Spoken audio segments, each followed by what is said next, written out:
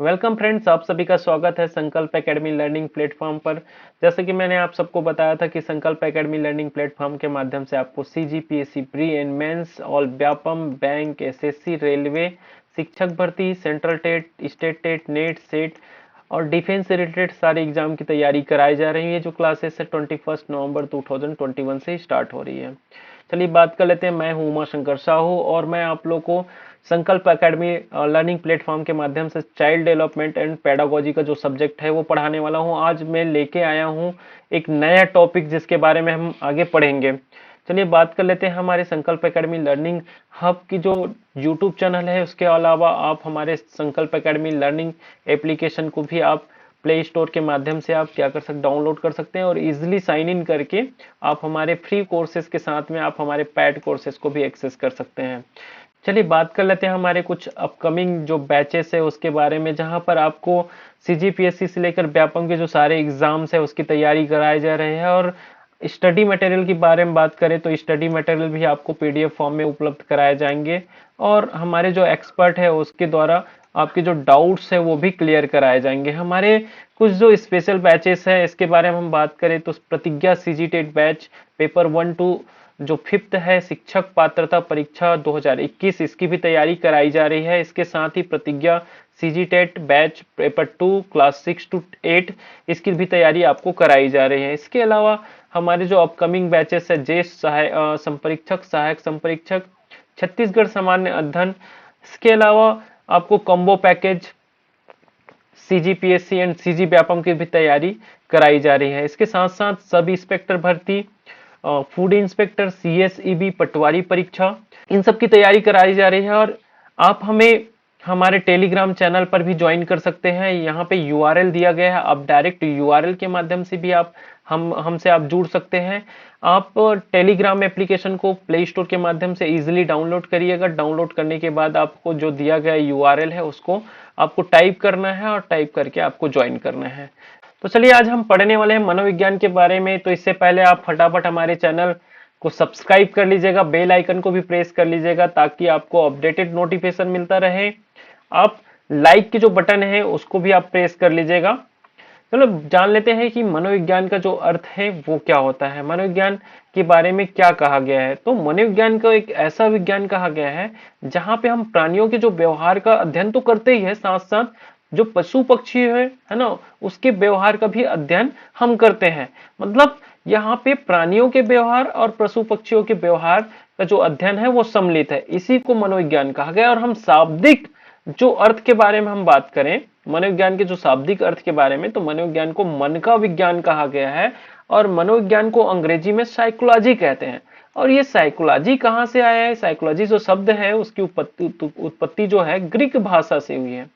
उसकी उत्पत्ति जो है ग्रीक भाषा से हुई है और ये यूनानी भाषा या ग्रीक भाषा के दो शब्द साइकी और लोगस से मिलकर बनी है। और यहाँ पे बात कर लेते हैं साइकी का अर्थ क्या होता है और लोगस का क्या अर्थ होता है।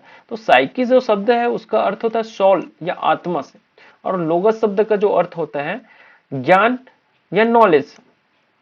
अतः अंग्रेजी शब्द साइकोलॉजी का जो शाब्दिक अर्थ है आत्मा का अध्ययन या आत्मा का ज्ञान कह सकते हैं।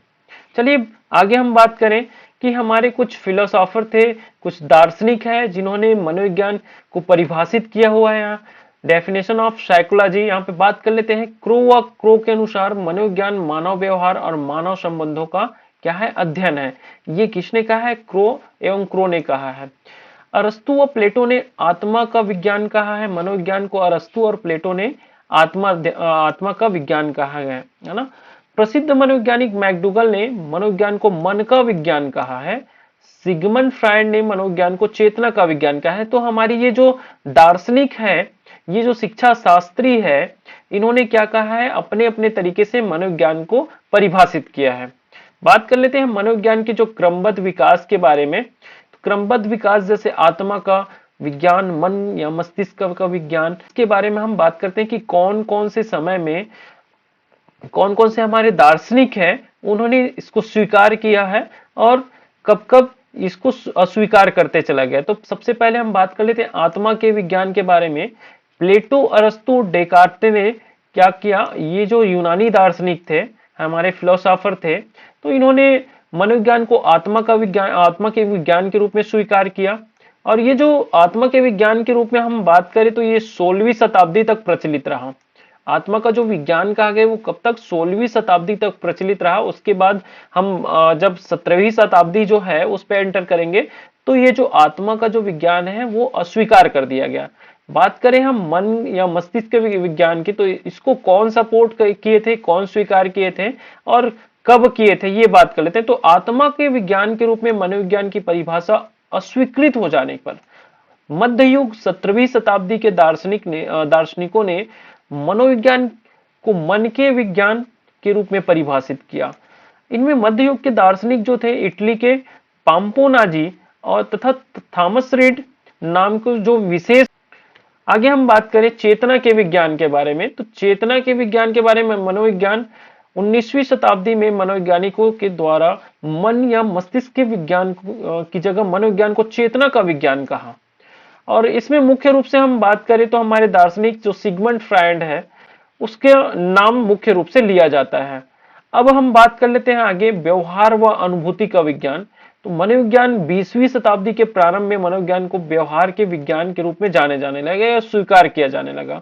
इसमें आपको प्रमुख जो हमारे दार्शनिक है उसका नाम मैं बता दूं, वॉटसन, मैकडूगल, वुडवर्थ, स्किनर आदि मनोवैज्ञानिकों ने मनोविज्ञान को व्यवहार के एक निश्चित विज्ञान के रूप में स्वीकार किया। और मैं आपको बताना चाहूंगा यहाँ पे कि वर्तमान समय में मनोविज्ञान की जो इस परिभाषा को ही एक सर्वमान्य परिभाषा के रूप में स्वीकार किया गया है। मतलब वर्तमान में अभी मनोविज्ञान को क्या कहा गया है, व्यवहार व अनुभूति का विज्ञान कहा गया है। इस बात को आप ध्यान रखिएगा, इससे क्वेश्चन पूछा जाता है कि मनोविज्ञान अभी जो मनोविज्ञान का वर्तमान में अर्थ क्या है, तो मनोविज्ञान को अभी क्या माना गया है, व्यवहार व अनुभूति का विज्ञान कहा गया है।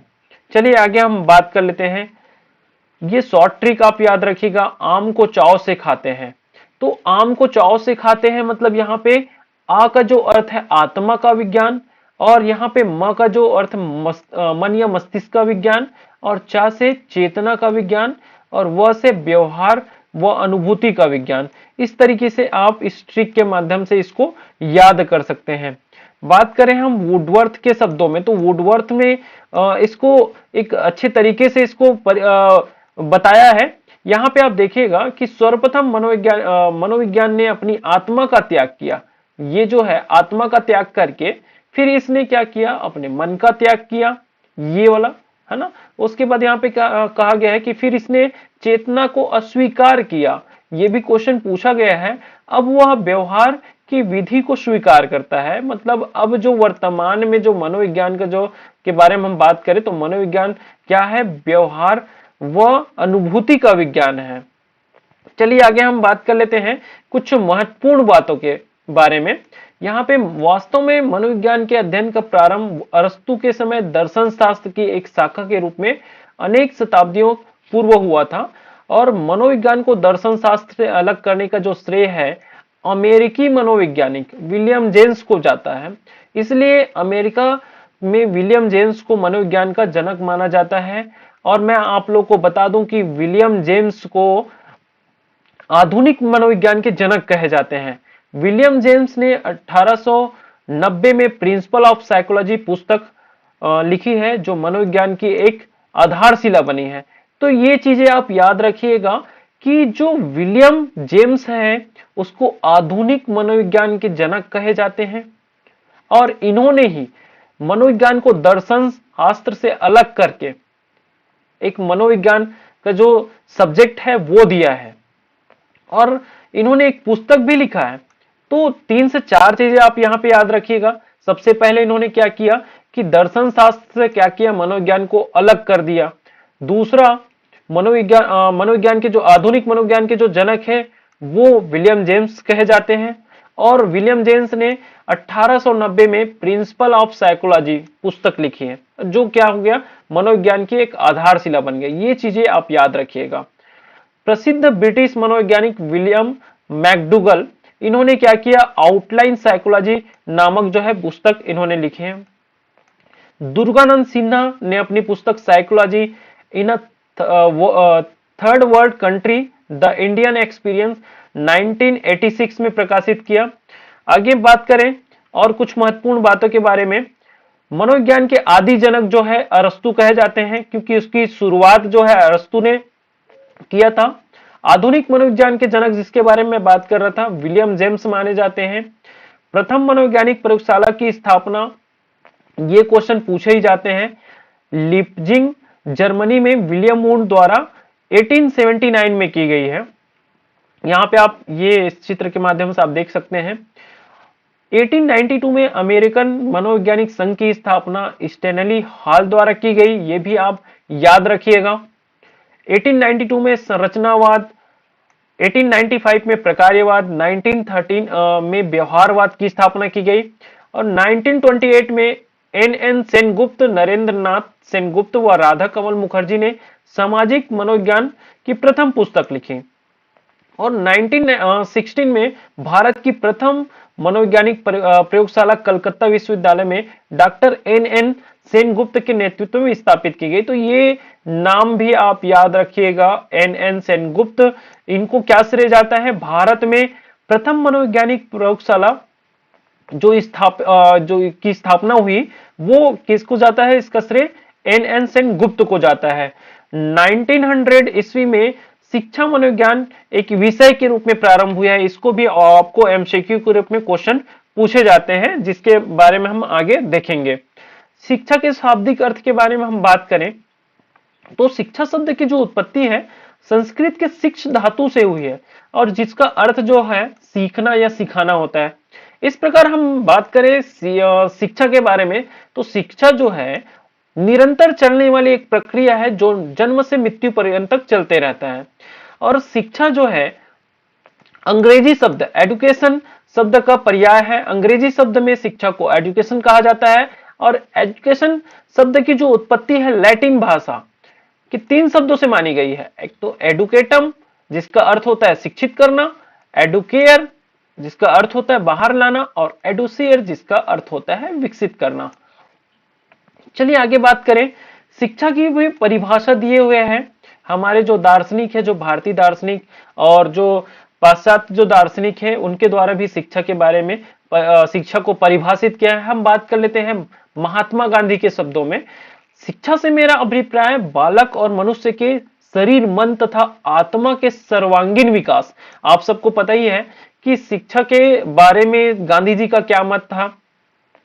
उन्होंने बेसिक शिक्षा के बारे में बताया है। चलिए बात कर लेते हैं कि स्वामी विवेकानंद ने शिक्षा के बारे में क्या कहा है। मनुष्य की अंतर्निहित पूर्णता को अभिव्यक्त करना ही शिक्षा कहा है स्वामी विवेकानंद ने।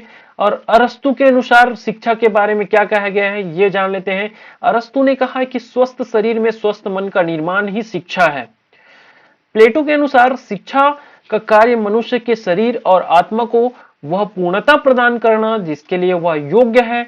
और आपको बता दूं कि शिक्षा का केंद्र बिंदु पहले अध्यापक को माना जाता था, किंतु आज वर्तमान में शिक्षा का जो केंद्र बिंदु है वो बालक को माना जाता है। इसीलिए आजकल आपने सुने होंगे बाल केंद्रित शिक्षा या चाइल्ड सेंटर जो एजुकेशन है इसके बारे में बात की जाती है। चलिए आगे बात करते हैं शिक्षा मनोविज्ञान के अनुसार सीखने के जो स्तर है उसके बारे में। तो सीखने के 3 स्तर बताए गए हैं। जैसे कि हम कॉग्निटिव प्रिंसिपल के बारे में बात करें, जीन प्याजे की जो कॉग्निटिव प्रिंसिपल है उसके बारे में बात करें तो उन्होंने 4 सिद्धांत दिए थे।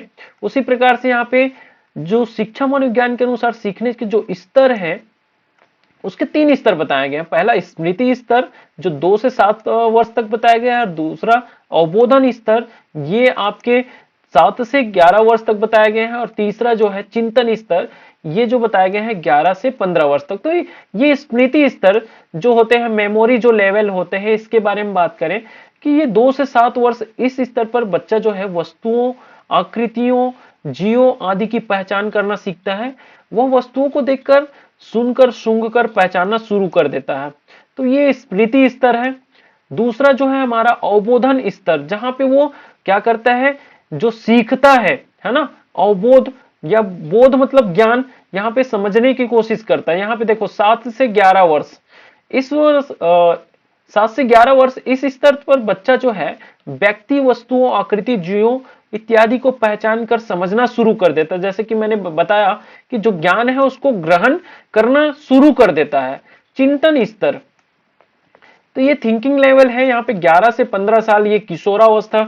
जैसे किशोरावस्था में जो प्रवेश करते हैं 12 के जो बाद वाली जो अवस्था है, इस स्तर पर व्यक्ति या विद्यार्थी चीजों को पहचान कर उन पर अपना विचार प्रकट करने योग्य हो जाता है। तो ये है आपके शिक्षा मनोविज्ञान के अनुसार सीखने के 3 स्तर बताए गए हैं, स्मृति स्तर, अवबोधन स्तर और चिंतन स्तर।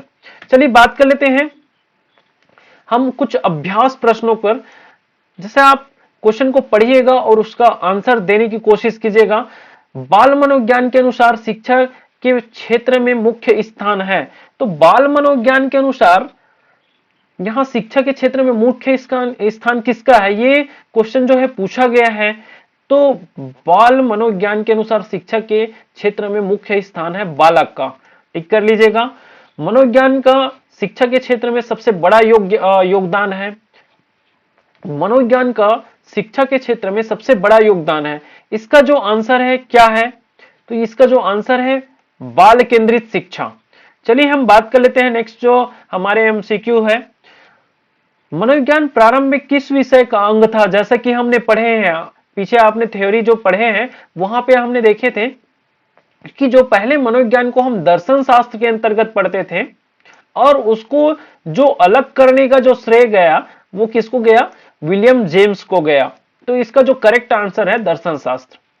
मनोविज्ञान ने सर्वप्रथम अपनी आत्मा का परित्याग किया, फिर अपने मन का, फिर अपनी चेतना का, अभी वह एक प्रकार के व्यवहार को संजोए हैं। यह कथन है, इसको भी मैंने अभी आपको बताया कि इसका जो ये जो कथन है वो किसने दिया है। तो इसमें से टीचनर इन्होंने तो नहीं दिया है, तो यहाँ से आप काट दीजिएगा। वुंड को, विलियम वुंड जो है वो प्रथम मनोविज्ञान प्रयोगशाला की स्थापना किया था 1879 में, तो ये भी नहीं है। मैकडूगल ये भी नहीं आता। तो हमने क्या पढ़ा था, वुडवर्थ ने। चलिए नेक्स्ट क्वेश्चन की बात करते हैं। निम्न में से कौन सी शिक्षा मनोविज्ञान की सर्वाधिक व्यक्तिनिष्ठ विधि है?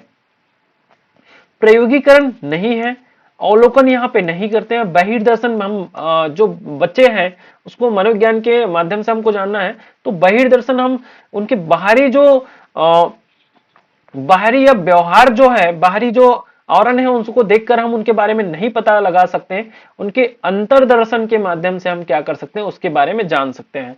निम्नलिखित में से कौन सा विकल्प शिक्षा मनोविज्ञान की एक सीमा है? तो यहाँ पे बात कर लेते हैं बाल विकास की विभिन्न अवस्थाओं का ज्ञान, कक्षा की समस्याओं का समाधान, बाल केंद्रित शिक्षा।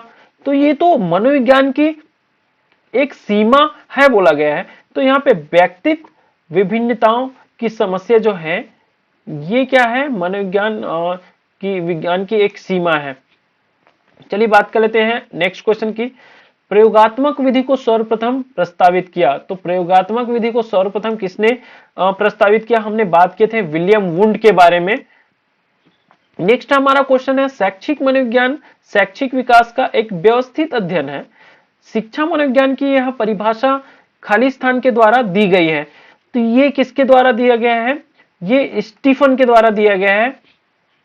नेक्स्ट हमारा क्वेश्चन है शिक्षा मनोविज्ञान है, शिक्षा मनोविज्ञान क्या है? यहाँ पे पूछा गया है विशुद्ध विज्ञान है, तो ये विशुद्ध विज्ञान आंसर सही नहीं है।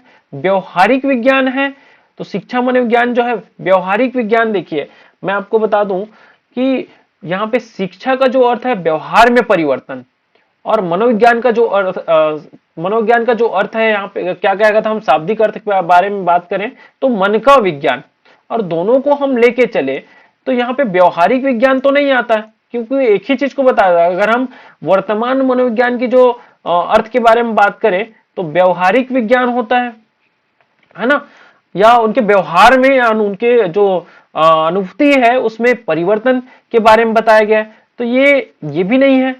तो ये हम बात कर लेते हैं मानक विज्ञान जो है इसका सही आंसर है। प्रारंभ में आत्मा का प्रयोग किस शास्त्र में किया जाता था? प्रारंभ में आत्मा का प्रयोग किस शास्त्र में किया जाता था? तो इसका आंसर भी आपको मिल जाएगा। अर्थशास्त्र में नहीं किया जाता था, समाज शास्त्र में भी नहीं किया जाता था, और शिक्षा शास्त्र में भी नहीं किया जाता था। इसका जो आंसर है दर्शन शास्त्र। चलिए नेक्स्ट क्वेश्चन के बारे में बात कर लेते हैं।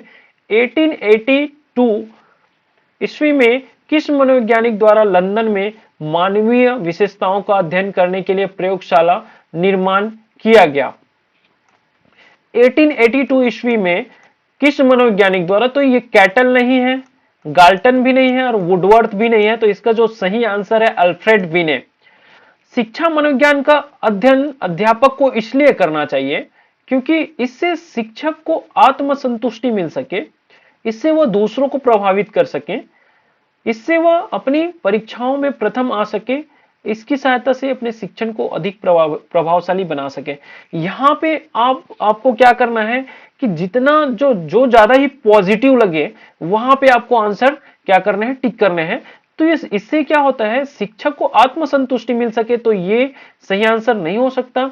इससे वह दूसरों को प्रभावित कर सके, इससे वह अपनी परीक्षाओं में प्रथम आ सके। हम बात करते हैं डी ऑप्शन की, इसकी सहायता से अपने शिक्षण को अधिक प्रभावशाली बना सके। तो ये जो आंसर है वो सही आंसर है। चलिए बात करते हैं हमारे नेक्स्ट क्वेश्चन, विकासात्मक मनोविज्ञान में जीवन का अध्ययन किया जाता है। विकासात्मक मनोविज्ञान में जीवन का अध्ययन किया जाता है, तो जीवन का अध्ययन किया जाता है कब? जन्म से, गर्भकाल में नहीं होता है, जीवन पर्यंत ये भी नहीं सही नहीं है, और ये भी किशोरावस्था भी सही आंसर नहीं है इसकी। शिक्षा का उद्देश्य क्या होना चाहिए, यहाँ पे हम बात कर लेते हैं। तो शिक्षा का उद्देश्य जो है विद्यार्थियों में व्यवसायिक कुशलता का विकास करना, विद्यार्थियों में सामाजिक जागरूकता का विकास करना, विद्यार्थियों को परीक्षा के लिए तैयार करना और व्यवहारिक जीवन के लिए विद्यार्थियों को तैयार करना। तो ये चौथा जो ऑप्शन है वो सटीक आंसर है, व्यवहारिक जीवन के लिए विद्यार्थियों को तैयार करना। तो ये हमारा क्या है, सही आंसर है।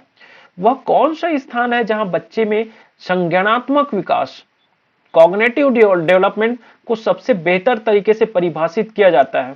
तो खेल के मैदान में हम जो हमारे संज्ञानात्मक जो ज्ञान का जो विकास होता है ना, वो कहां पे होता है? खेल के मैदान पे तो नहीं होता है, सभागार में नहीं होता है ना। घर पे हम बात करें तो यहां भी नहीं होता है, तो इसको आप कट कर दीजिएगा।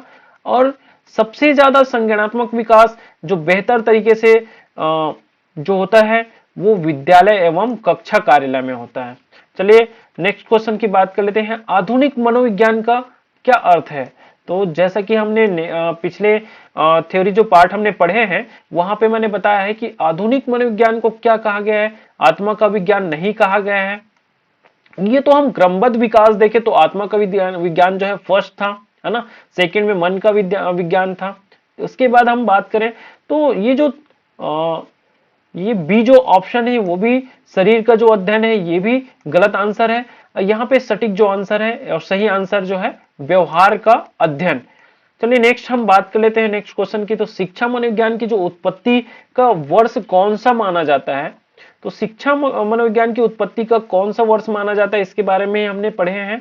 ये जो डी ऑप्शन है 1900 जो है वो सही आंसर है। नेक्स्ट क्वेश्चन के बारे में बात कर लेते हैं, प्राथमिक शिक्षण के लिए बाल मनोविज्ञान का ज्ञान आवश्यक है क्योंकि यह बच्चों को अनुशासित बनाने में सहायता करता है, परीक्षा के परिणाम में उन्नति होती है, यह बच्चों को अभिप्रेरित करने के लिए सुविधाजनक तरीका बन जाता है, यह बच्चों के व्यवहार को समझने में शिक्षक की सहायता करता है। तो ये सबसे सटीक आंसर जो डी नंबर का जो क्वेश्चन है, इसी प्रकार से आपको क्या करने हैं, जितने जो ज्यादा पॉजिटिव हो सकते हैं उसी को आपको क्या करना है, टिक करते हैं, है ना। तो यहाँ पे ये जो आंसर है यह बच्चों के व्यवहार को समझने, है ना, और शिक्षा की सहायता करता है। ये जो आंसर है वो सटीक और सही आंसर है। इरफान खिलौनों को तोड़ता है। नेक्स्ट क्वेश्चन, इरफान खिलौनों को तोड़ता है और उसके पुर्जों को देखने के लिए उन्हें क्या कर देते हैं, अलग कर देते हैं। आप क्या करेंगे, उस पर हमेशा नजर रखेंगे, उसके जिज्ञासु स्वभाव को प्रोत्साहित करेंगे और उसकी ऊर्जा को सही दिशा में संचारित करेंगे। आप भी देखते रहिएगा और आप भी अपने मन से आपको सी लगता है, डी लगता है, तो आप भी उत्तर सोच के रखिएगा। उसे समझाएंगे कि खिलौने को तोड़ना नहीं चाहिए, इरफान को खिलौने से कभी नहीं खेलने देंगे। तो चलिए बात कर लेते हैं इसके सही आंसर की। तो उस पर हमेशा नजर रखेंगे, ये गलत आंसर है। उसके जिज्ञासु स्वभाव को प्रोत्साहित करेंगे और उसकी ऊर्जा को सही दिशा में संचारित करेंगे। तो ये जो बी आंसर है वो सटीक और सही आंसर है। बात कर लेते हैं हमारे नेक्स्ट क्वेश्चन, बाल विकास का अध्ययन क्षेत्र है। बाल विकास अध्ययन का जो क्षेत्र है, बाल विकास की विभिन्न अवस्थाओं का अध्ययन, वातावरण का बाल विकास पर पड़ने वाले प्रभाव का अध्ययन, व्यक्तित्व विभिन्नताओं का अध्ययन और उपयुक्त सभी। तो ये जो लास्ट आंसर है, मतलब ये जो तीनों से रिलेटेड, बाल विकास की विभिन्न अवस्था, वातावरण पर बाल विकास पर पड़ने वाले प्रभाव और व्यक्तिक विभिन्नताओं का अध्ययन, ये उपयुक्त सभी जो आंसर है वो सही है। सर्वाधिक उपयुक्त जीवित रहता है, सर्वाइवल ऑफ द फिटेस्ट रहता है का सिद्धांत किसने दिया है? तो इसका सिद्धांत है वो डार्विन ने दिया है। नेक्स्ट क्वेश्चन की हम बात कर लेते हैं। मानसिक स्वास्थ्य विज्ञान का प्रमुख उद्देश्य है। मानसिक स्वास्थ्य विज्ञान का प्रमुख उद्देश्य है मानसिक स्वास्थ्य की रक्षा करना और कुसंयोजन का निराकरण करना। तो ये जो उपयुक्त दोनों जो आंसर है ना, वो सही आंसर है। नेक्स्ट क्वेश्चन की बात कर लेते हैं। बालक एक ऐसी पुस्तक है जिसका शिक्षक को अद्योपांत अध्ययन करना चाहिए। उपयुक्त जो कथन है वो किसके द्वारा दिया गया है?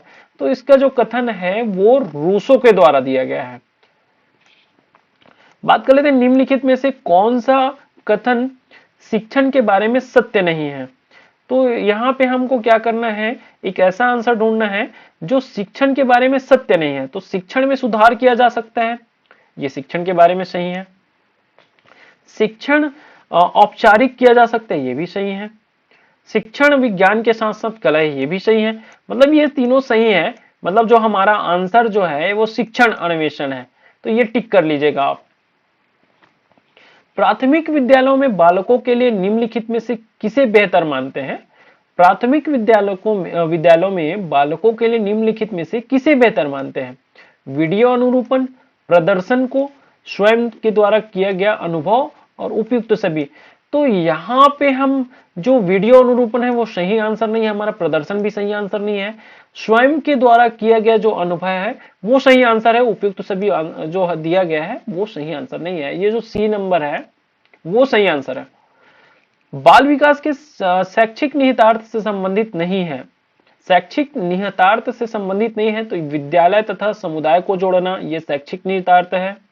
प्रातःकालीन विद्यालयी सभाओं को संबोधित करना ये भी शैक्षिक निहितार्थ है। विद्यालय के बाग की देखभाल करना ये भी शैक्षिक निहितार्थ हमारी जिम्मेदारी होती है। और पिछड़े और गंदे क्षेत्रों में लोगों की सेवा के लिए ना जाना ये शैक्षिक निहितार्थ संबंधित नहीं है। तो ये जो है हमारा सही आंसर है। नेक्स्ट क्वेश्चन की बात करें, आप एक शिक्षक होने के नाते शिक्षा का सबसे महत्वपूर्ण तत्व क्या मानते हैं? विषय वस्तु को, शिक्षण विधियों को, अध्यापक एवं छात्रों का संबंध, विद्यालय फर्नीचर।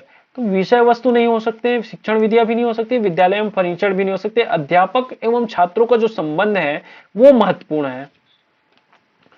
आपकी कक्षा का एक छात्र कक्षा में काफी बात करता है, आप उसके विषय में पता करते हैं तथा पाते हैं कि वह छात्र अपने घर पर बहुत ही कम बात करता है, तो आप उस छात्र के विषय में निम्न में से क्या विचार देंगे? तो इसका जो सही आंसर है इसके बारे में हम देखते हैं कि इसका सही आंसर क्या हो सकता है। विद्यालय प्रत्येक समय बच्चों को खूब बातें करने का अवसर देता है। शिक्षक की यह मांग है कि बच्चे विद्यालय में खूब बात करें। उस बच्चे को उसका घर पसंद नहीं है, उस बच्चे के विचार को विद्यालय में मान्यता मिलती है। अब यहाँ पे हम बात कर लेते हैं कि इसका सही आंसर कौन सा है। तो उस बच्चे को उसका घर पसंद नहीं है, ये तो सही आंसर नहीं है। अपना घर सबको पसंद होता है। शिक्षक की यह मांग है कि बच्चे विद्यालय में खूब बात करें। शिक्षक कभी ऐसा नहीं चाहेगा कि वो जो विद्यार्थी है वो अपने कक्षा में खूब बात करे। विद्यालय प्रत्येक समय बच्चों को खूब बातें करने का अवसर दे, ये भी सही आंसर नहीं है। मतलब हमारा जो सही आंसर है वो क्या है, उस बच्चे के विचारों को विद्यालय में मान्यता मिलती है। जब तक आप उनके जो विचार है, उनकी जो सोच है, उनको बढ़ावा नहीं देंगे तब तक वो जो बच्चा है वो बात नहीं करेगा। चलिए आगे बात करते हैं। मन का मानचित्रण संबंधित है। मन का मानचित्रण संबंधित है, इसके लिए हम सही आंसर ढूंढते हैं यहाँ पे। बोध समझ बढ़ाने की तकनीक से, साहसिक कार्यों की क्रिया से, योजना से, मन का चित्र बनाने से, मन की क्रियाशीलता पर अनुसंधान से। तो मन का मानचित्र जो है मन की क्रियाशीलता पर अनुसंधान से रिलेटेड है। जब एक विद्यार्थी असफल होता है तो समझा जाता है पद्धति असफल है, शिक्षक असफल है, पाठ्य पुस्तकें असफल है और यह व्यक्तिक असफलता है। तो ये जो पद्धति असफल हुई, ऐसा नहीं है कि विद्यार्थी फेल होता है तो पद्धति असफल हो जाती है, ऐसा नहीं है। तो ये सही आंसर नहीं है। पाठ्य पुस्तकें असफल होती है, ऐसा कुछ नहीं है कि एक विद्यार्थी फेल होता है तो उसमें पाठ्य पुस्तक की क्या दोष है। शिक्षक असफल है, विद्यार्थी फेल हो जाता है तो शिक्षक फेल थोड़ी होता है। तो ये भी आंसर हमारा क्या है, गलत है। यहाँ पे क्या है, जब एक विद्यार्थी असफल होता है तो समझा जाता है, क्या समझा जाता है, व्यक्तिक असफलता समझा जाता है, न कि शिक्षक, पाठ्य पुस्तक और पद्धति को असफल समझा जाता है। चलिए बात कर लेते हैं नेक्स्ट क्वेश्चन की। आप किसी कक्षा में पाठ पढ़ाते हैं और एक विद्यार्थी विषय से संबंध एक प्रश्न पूछता है। आप किसी कक्षा में पाठ पढ़ाते हैं और एक जो विद्यार्थी है वो विषय से संबंधित नहीं होता है, ऐसा प्रश्न पूछता है, तो आप क्या करेंगे, उसे असंबद्ध प्रश्न पूछने की अनुमति देंगे, उसे असंबद्ध प्रश्न पूछने की अनुमति नहीं देंगे। तो ये जो है अनुमति देंगे, ये आंसर नहीं है। उसे असंबद्ध प्रश्न पूछने की अनुमति नहीं देंगे, ये भी आंसर जो है सही नहीं है। उसे गैर अनुशासित समझकर दंडित करेंगे, ये भी आंसर सही नहीं है। तो ये चौथा जो आंसर है वो सही है, कक्षा के बाद प्रश्न का उत्तर देंगे। जैसे कक्षा में कक्षा जैसा चल रही है तो उस टाइम में हम उनके जवाब उनको ये जवाब दे देंगे कि कक्षा के बाद हम क्या करेंगे, आपका जो उत्तर दे देंगे। तो ये सही आंसर है। विद्यार्थी में अवांछित व्यवहार को किंचित परिवर्तन में सबसे प्रभावशाली पद्धति है। तो यहाँ पे विद्यार्थी को दंड देना, अभिभावकों के ध्यान में इसे लाना, अवांछित व्यवहार के कारणों को ढूंढना एवं उपचार का प्रबंध करना। तो ये जो सही आंसर है, अवांछित व्यवहार के कारणों को ढूंढना एवं उपचार का प्रबंध करना। चलो नेक्स्ट क्वेश्चन की बात कर लेते हैं हम। प्रतिभाशाली होने का संकेत निम्न में से कौन नहीं है। प्रतिभाशाली होने का संकेत निम्न में से कौन नहीं है। तो विचारों में सृजनात्मकता, ये तो आपके प्रतिभाशाली होने में शामिल है ना। अभिव्यक्ति में अनूठापन, ये भी आपके प्रतिभाशाली होने में क्या है, शामिल है। कौतूहल, कौतूहल कहने का मतलब जो प्रतिभाशाली होते हैं या जो कुछ अच्छा करते हैं वहां पे भीड़ लग जाती है ना। तो ये भी क्या है, प्रतिभाशाली होने को इंगित करता है। और ये जो बी जो ऑप्शन है, दूसरों के साथ लड़ना, ये प्रतिभाशाली आपको मतलब दूसरे एक बच्चे के साथ आप लड़ाई करेंगे तो इसको प्रतिभाशाली कहने का कहीं से बात ही नहीं बनता। तो ये दूसरों के साथ जो लड़ना, ये जो है आपका सही आंसर है। आपकी कक्षा में एक छात्र देर से आता है तो आप क्या करेंगे। ऐसे क्वेश्चन आपको हमेशा पूछे जाते हैं, जिसके बारे में मैंने बात किया था, विविध क्वेश्चन करके कहा गया था, है ना। मैंने अपने पिछले वीडियो में कहा था। तो ये विविध के अंतर्गत ही आएंगे। तो ऐसे क्वेश्चन जो है उसके अभिभावकों को सूचित करेंगे, उसे दंड देंगे, कारण जानने की कोशिश करेंगे और उस पर कोई ध्यान नहीं देंगे। तो इसका जो सही आंसर है वो कारण जानने की कोशिश करेंगे कि वो जो अपनी कक्षा में वो जो छात्र है वो देर से क्यों आता है। चलिए बात कर लेते हैं नेक्स्ट क्वेश्चन की। एक अभिभावक आपसे विद्यालय में मिलने के लिए कभी नहीं आता।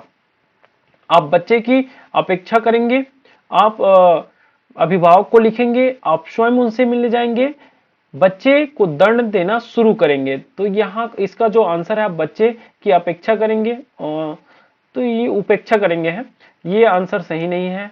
आप अभिभावक को लिखेंगे, ये भी सही आंसर नहीं है। बच्चे को दंड देना शुरू करेंगे, ये भी सही आंसर नहीं है। और इसका सटीक और सही आंसर जो है, आप स्वयं उनसे मिलने जाएंगे। एक शिक्षक के लिए सबसे महत्वपूर्ण है कक्षा में अनुशासन बनाए रखना, कक्षा में समयानुवर्ती होना, विद्यार्थियों की कठिनाइयों को दूर करना, एक सुवक्ता होना। तो ये देखो, आपको ये सारे जो पॉइंट हैं, ये जो सारे जो ऑप्शन है वो सही लग रहे होंगे, लेकिन सबसे जो सटीक जो है वो जो आंसर है वो विद्यार्थियों की कठिनाइयों को दूर करना, मतलब ये जो आंसर है वो सही है और ये जो आंसर है वो गलत है। चलिए नेक्स्ट क्वेश्चन की जो बारे में बात कर लेते हैं। अपने विद्यार्थियों को समझने के लिए एक शिक्षक में अच्छी जानकारी होनी चाहिए, बाल मनोविज्ञान की, बच्चों को समझने की प्रवृत्ति की, विषय वस्तु के प्रति विद्यार्थियों के मत की, उपयुक्त सभी। तो यहाँ पे आपको समझ में आ रहा होगा कि इन सब की अपने विद्यार्थियों को समझने के लिए शिक्षक को अच्छी जानकारी होनी चाहिए, इन सब की, बाल मनोविज्ञान की, बच्चों को समझने की प्रवृत्ति की और विषय वस्तु के प्रति विद्यार्थियों के मत की। बात कर लेते हैं नेक्स्ट क्वेश्चन की। शिक्षक को मनोविज्ञान की जानकारी उसके शिक्षण कार्य में उसकी सहायता कैसे करती है। शिक्षक को जो मनोविज्ञान की जानकारी है उसके शिक्षण कार्य में कैसे उसकी सहायता करती है, उसके बारे में बात करें तो इसका आंसर दिया हुआ है, उसे योग्य शिक्षक बनाती है, उसे अपनी योग्यता से परिचित कराती है, उसको अधिक व्यवहारिक बनाती है, उसे प्रभावशाली ढंग से पढ़ाने में योग्य बनाती है। तो ये इसका जो सटीक और सही आंसर है उसे प्रभावशाली ढंग से पढ़ाने योग्य बनाते हैं। नेक्स्ट क्वेश्चन की बात कर लेते हैं, किशोर मनोविज्ञान निम्नलिखित में से किसका अध्ययन करता है? तो किशोर मनोविज्ञान यहाँ पे समझ में आ रहा है, प्रौढ़ का तो अध्ययन नहीं करेंगे, वृद्ध का भी अध्ययन नहीं करेंगे और बालक का भी अध्ययन नहीं करेंगे। तो ये जो आंसर है वो क्या है? वो गलत है और ये जो ऑप्शन है वो सही है। एक अभिभावक आपसे विद्यालय में मिलने के लिए कभी नहीं आता, तो आप क्या करेंगे? आप बच्चे की उपेक्षा करेंगे, आप अभिभावक को लिखेंगे, आप स्वयं उनसे मिलने जाएंगे और बच्चे को दंड देना शुरू करेंगे। तो इसका जो आंसर है वो आप स्वयं उनसे मिलने जाएंगे। तो ये रहा दोस्तों हमारा जो मनोविज्ञान से रिलेटेड थियोरेटिकल पार्ट और एमसीक्यू का पार्ट। तो आपने अभी तक हमारे संकल्प एकेडमी लर्निंग हब को ज्वाइन नहीं किया है, सब्सक्राइब नहीं किया है, तो सब्सक्राइब करिए, बेल आइकन को भी हिट कर लीजिएगा ताकि आपको अपडेटेड नोटिफिकेशन मिलता रहे। और लाइक बटन को आप जरूर प्रेस कीजिएगा और अधिक से अधिक वीडियो को शेयर कीजिएगा और हमारे चैनल को सब्सक्राइब जरूर कीजिएगा। Thank you. मिलते हैं हमारे नेक्स्ट वीडियो के साथ।